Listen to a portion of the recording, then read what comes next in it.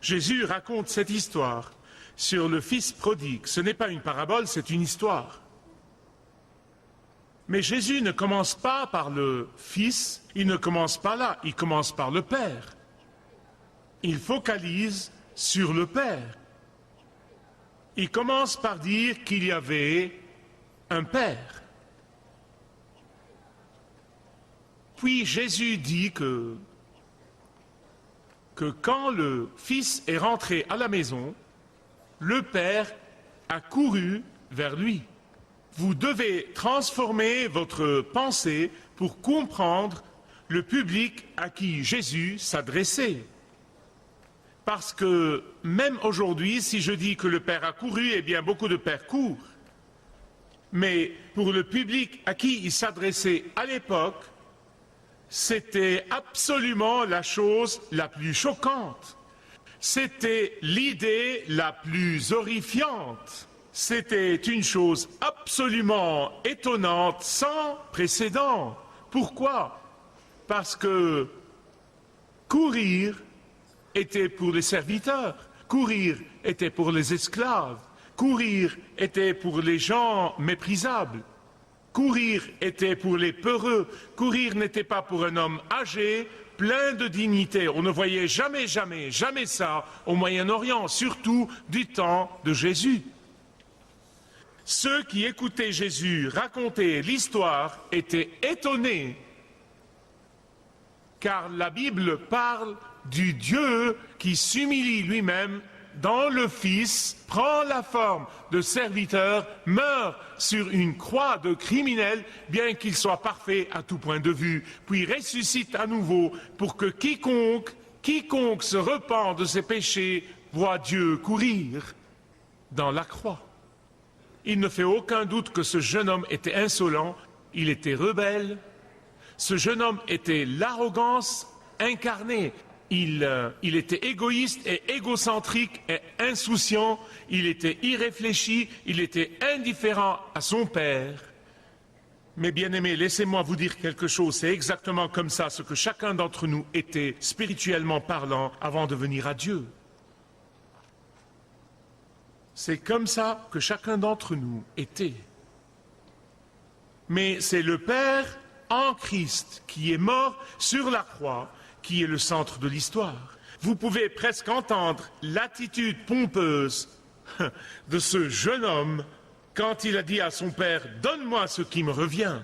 Encore une fois, vous pouvez comprendre dans le contexte du Moyen-Orient de l'époque que si un garçon faisait ça à son père, il le giflait du revers de la main et lui disait, en hébreu ou quoi que ce soit, on disait à l'époque « Qu'est-ce qui te revient? Tu n'as rien, sors d'ici ».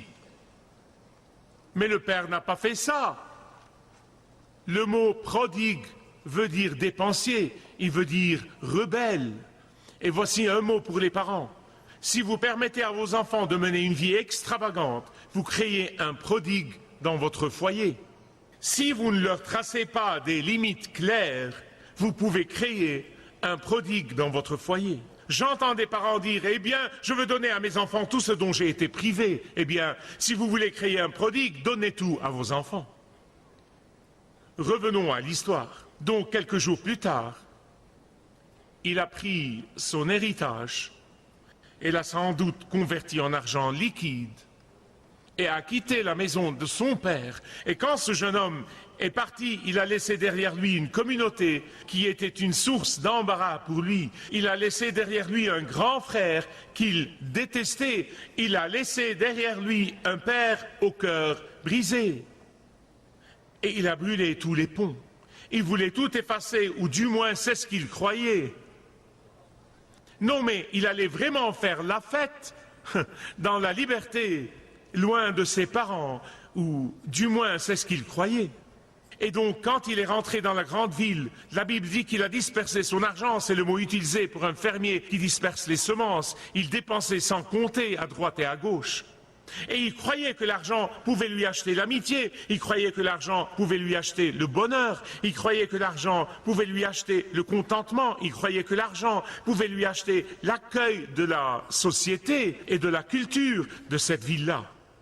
Mais quand ce jeune homme n'avait plus d'argent, on aurait pu penser qu'il dirait « Bon, je n'ai plus d'argent, je vais aller vers mon père ».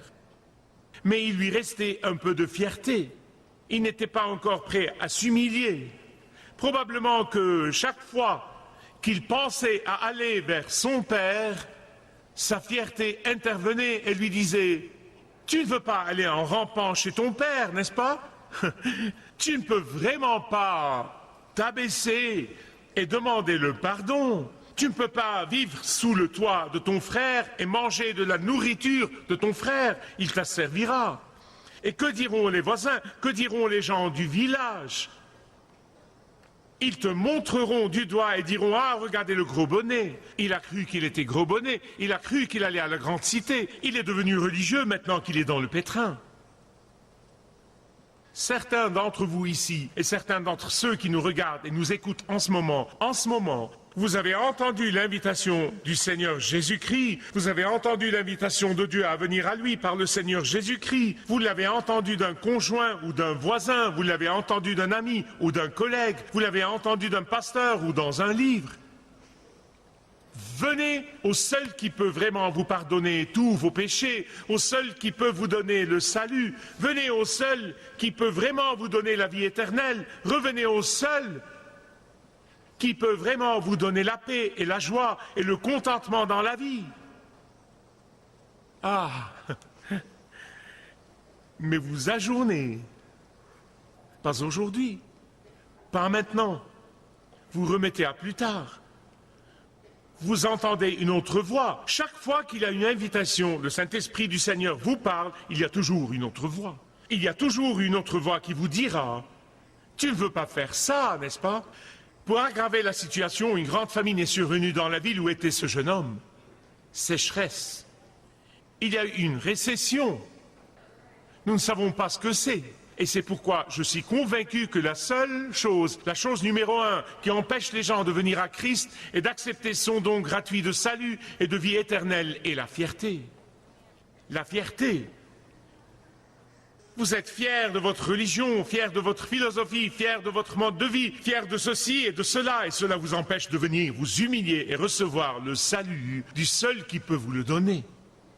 La fierté vous garde dans la misère, la fierté vous vole votre joie, la fierté détruit votre tranquillité d'esprit, la fierté vous empêchera d'aller au ciel. Renoncerez-vous à votre fierté et viendrez-vous à lui aujourd'hui? Quel grand jour ce serait! Abandonnez votre fierté au seul qui peut vraiment vous pardonner vos péchés, au seul qui peut vraiment guérir vos blessures, au seul qui vous fortifie dans toutes vos faiblesses, au seul qui peut vous donner la victoire dans toutes vos défaites. Luc 15,15 dit que le prodigue a décidé de trouver une idée originale et merveilleuse et nouvelle à laquelle personne n'avait jamais pensé auparavant. Trouver du travail. Imaginez un jeune homme juif dans un pays païen essayant de trouver du travail en temps de crise économique. Non mais juste imaginez, pour un juif, nourrir les pauvres, c'est vraiment toucher le fond.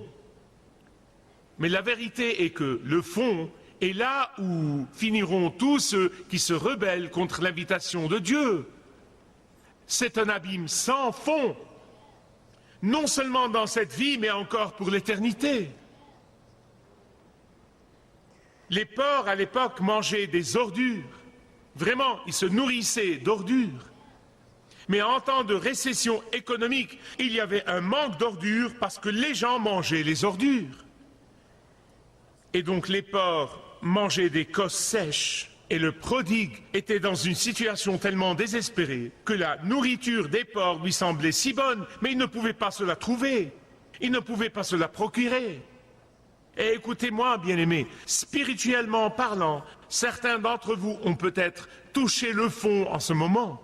Le fond de votre dépendance, le fond de vos plaisirs, le fond de votre moralité, le fond de votre vide et solitude, le fond de vos priorités mal définies dans la vie.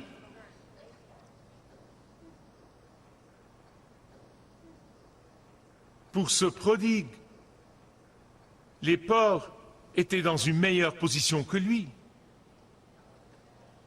Imaginez le désespoir total, imaginez le désespoir complet, imaginez le désespoir de ce jeune homme, imaginez la confusion. Que va-t-il faire? Comment pourra-t-il revenir à son père? Comment pourra-t-il ravaler sa fierté après tout ce qu'il a dit de son père? Après avoir refusé Dieu, refusé la souveraineté, refusé tout ce qui concerne le Père qui est aux cieux. Comment pourra-t-il s'humilier? Comment pourra-t-il revenir à un Père d'amour? Mes amis, peut-être que ça arrive à certains d'entre vous ici aujourd'hui. Votre fierté vous retient. Chaque fois que vous entendez l'invitation du Seigneur et que vous entendez sa voix, je t'aime, venez à celui qui vous aime vraiment, venez à lui, au seul qui peut vraiment vous pardonner, au seul qui est mort pour vous, venez au seul qui peut vous prendre au ciel.